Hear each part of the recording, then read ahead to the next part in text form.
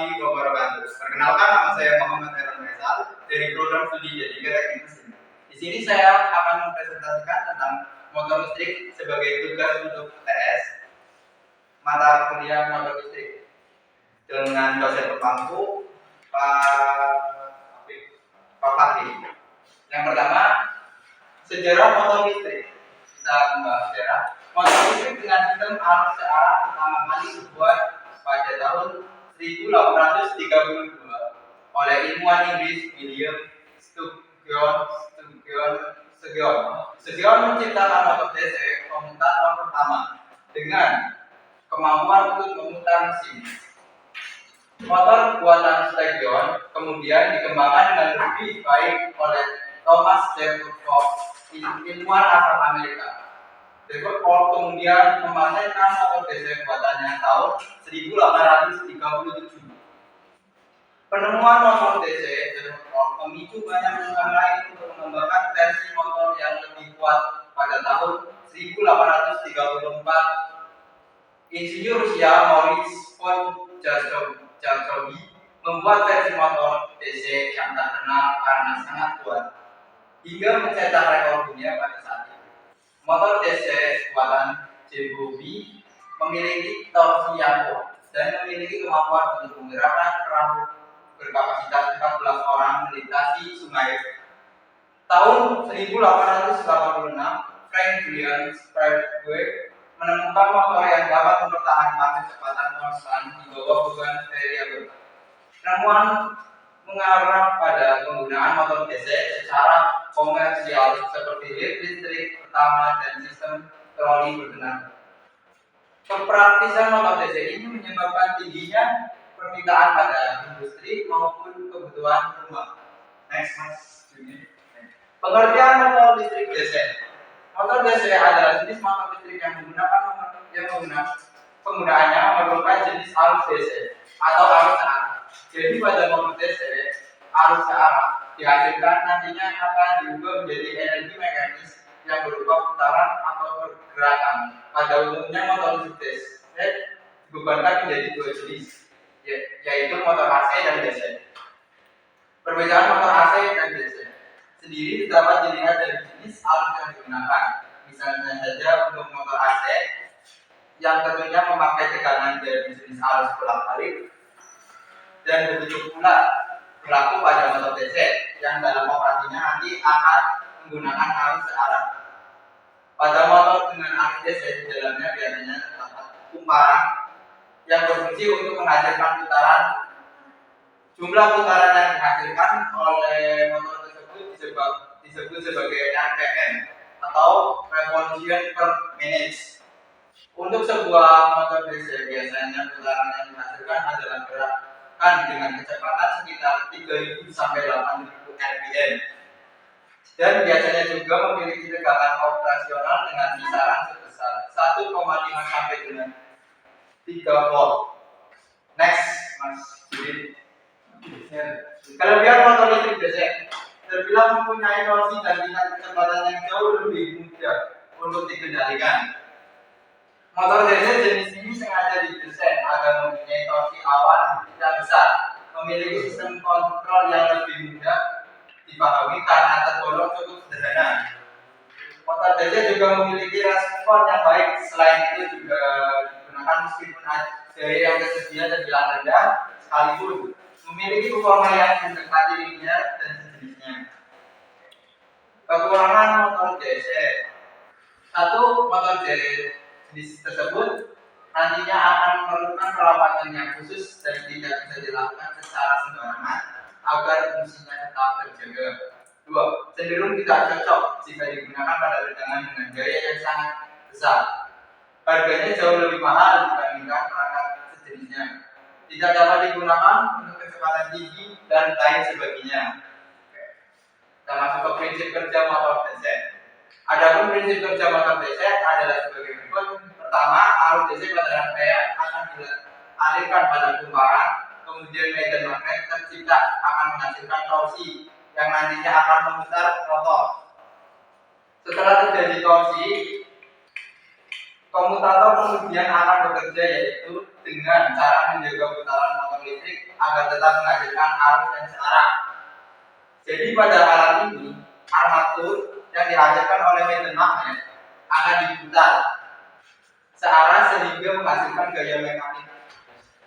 Dengan prinsip kerja di atas, tentu tidak heran jika motor DC juga disebut sebagai perangkat elektromagnetis karena pada dasarnya perangkat tersebut menggunakan dengan medan magnet dan konduktor. Komponen motor DC yang pertama ada rotor, stator, brus, belitan armatur, komutator, frame atau yoke, belitan medan, dan puli. Kita masuk ke rotor. Rotor merupakan bagian motor DC yang pertama, di mana komponen bernama rotor ini yang menjadi alat gerak secara dinamik, terutama ketika ada tegangan yang mengalir pada rangkaian. Adapun komponen-komponen yang menjadi penyusun rotor antara lain adalah poros atau stalk, inti jangkar atau armatur core, sikat komutator atau brush, belitan armatur. 2. Stator. Dinamakan stator merupakan komponen motor DC yang tidak bergerak. Meskipun demikian, stator berperan penting untuk membuat rotor agar tetap berputar. Caranya yaitu dengan menghasilkan medan magnet di sekitar rotor agar rotor tersebut dapat bergerak ketika tegangan dialihkan pada rangkaian.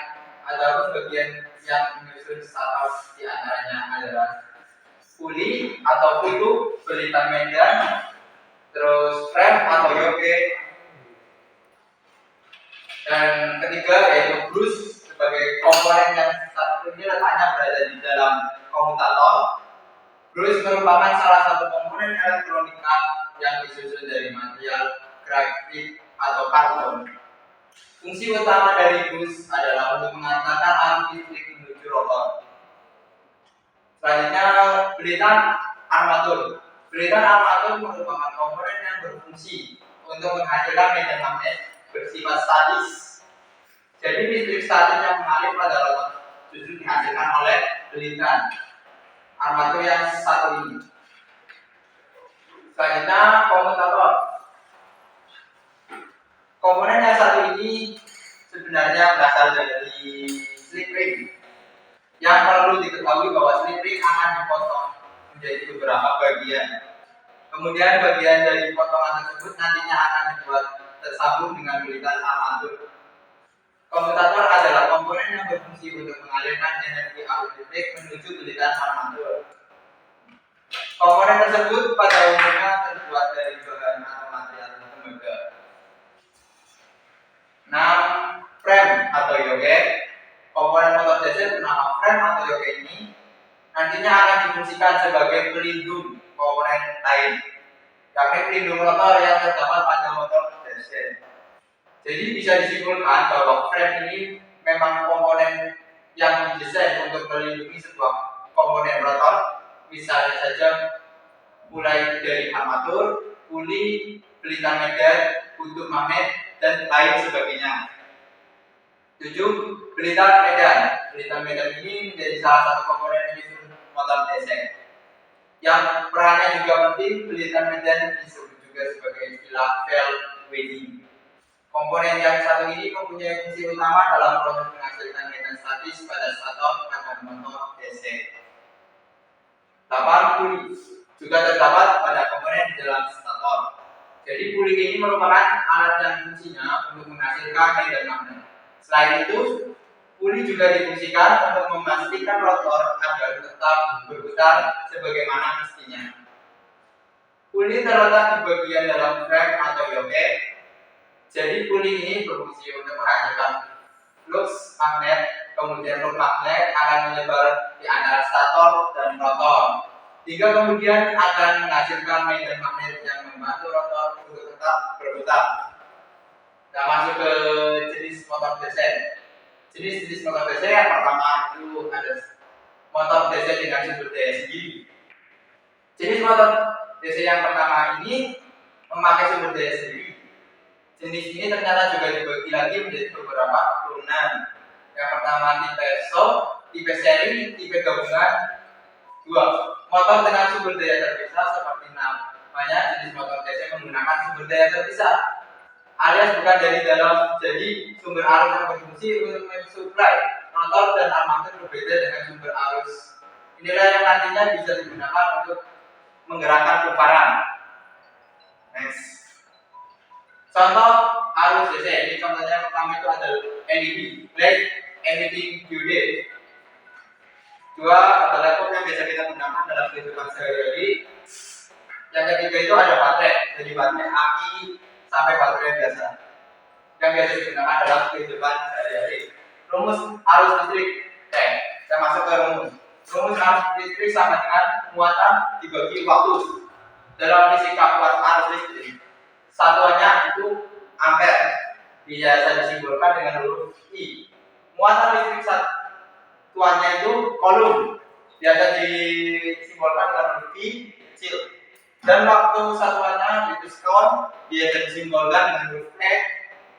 Maka rumusnya ampere sama dengan coulomb dibagi dengan sekon. Jadi I sama dengan I per E. 1 ampere sama dengan 1 coulomb per detik. Satuan arus ampere diambil dari nama seorang ilmuwan asal Prancis, André Marie Ampere. André Marie Ampere adalah seorang ilmuwan fisika menekuni listrik dinamis. Contoh soal, jika dalam suatu penghantar tiap detiknya melahirkan 2 juta elektron, maka berapa besar arus listrik yang mengalir dalam penghantaran tersebut? Oke, jawab. 1 elektron mempunyai muatan 1,6 dikali 10 pangkat I19 coulomb. Jadi besar arusnya sama dengan I sama dengan I per T. Jadi sama dengan 2 juta dikali 1,6 dikali 10 pangkat I19 per 1 sama dengan 3,2 dikali 10 min pangkat 13 coulomb per sekon. Jadi 3,2 dikalikan 10 sama dengan 3,2 dikalikan 10 pangkat min 13 ampere. Oke, rumus tegangan listrik.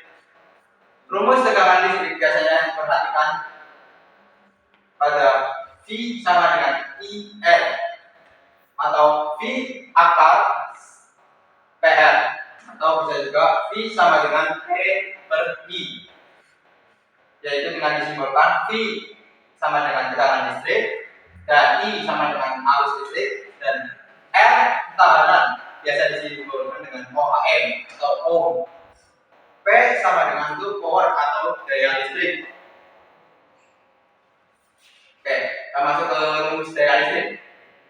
Rumus daya listrik itu dari P yaitu power, W yaitu usaha, dan P waktu, V tegangan atau benda potensial biasa disimbolkan dengan volt, R tahanan biasa dengan ohm, atau arus sama dengan atau biasa disimbolkan dengan ampere. Dengan rumus P sama dengan W per T atau P sama dengan V pangkat 2 per R, atau P sama dengan V kali I, atau P sama dengan I pangkat 2 kali R. Rumus tegangan listrik dengan kuat arus. Untuk rumus mencari tegangan listrik, jika diketahui kuat arus listrik dan hambatan listriknya biasa dikali biasa dengan menggunakan V sama dengan I kali R, yaitu dengan V adalah tegangan listrik dalam satuannya itu volt, dan I adalah kuat arus listrik dalam satuannya itu ampere, dan R adalah hambatan listrik dalam satuannya itu ohm. Oke, kita masuk ke contoh soal selanjutnya. Contoh soal mencari tegangan listrik dengan rumus jika di dalam suatu rangkaian listrik terdapat hambatan sebesar 4,5 ohm dengan arus listrik yang mengalir sebesar 10 ampere, maka berapakah tegangan listrik di dalam rangkaian listrik tersebut? Oke. Dengan rumus V sama dengan I kali R, maka V sama dengan 10 ampere dikalikan 4,5 ohm. Jadi sama dengan V sama dengan 4,5 volt. Jadi tegangan listrik di dalam rangkaian listrik tersebut adalah 45 ohm. Rumus tegangan listrik dengan dengan daya listrik. Untuk rumus menghitung tekanan listrik, jika diketahui daya listrik dan bisa kalian lihat rumusnya di sini. V sama dengan V per I dan V adalah tekanan listrik dalam satuan volt, P adalah daya listrik dalam satuan watt, dan I adalah satuan watt arus listrik dalam satuannya itu ampere. Pada soal menghitung tekanan listrik dengan rumus I, terdapat televisi dengan kuat arus listrik sebesar 1,2 ampere dengan besaran daya listrik sebesar 264 watt. Maka berapakah tekanan listriknya? Kita jawab V sama dengan V per I. V sama dengan 254 watt dibagi 1,2 ampere.